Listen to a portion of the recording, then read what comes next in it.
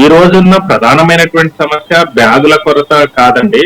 ఇక్కడ రాష్ట్రంలో ఉన్నటువంటి ప్రధానమైనటువంటి సమస్య ఏంటంటే కొనుగోలు కూడా పూర్తయిన తర్వాత అక్కడి నుంచి మిల్లులకు తరలించడం, మిల్లుల దగ్గర వాటిని అన్లోడ్ చేయడం అనేటువంటిది ప్రధానమైనటువంటి సమస్యను ఎదుర్కొంటున్నారు. ఈ రాష్ట్ర ప్రభుత్వం కాస్త ఒత్తిడి చేయగలిగితే, ఈ రోజే ముఖ్యమంత్రి గారికి కూడా మేము చెప్పొచ్చాము, ఆ మిల్లుల వాళ్ళు ఇబ్బంది పెడుతున్నారు. మిల్లుల వాళ్ళు ప్రభుత్వానికి ఇవ్వాల్సినటువంటి లెవీని ఇవ్వలేదు, చాలా మిల్లులు ఎగ్గొట్టినాయి, వాళ్ళు ప్రైవేట్ అమ్ముకున్న వాళ్ళు ఉన్నారు.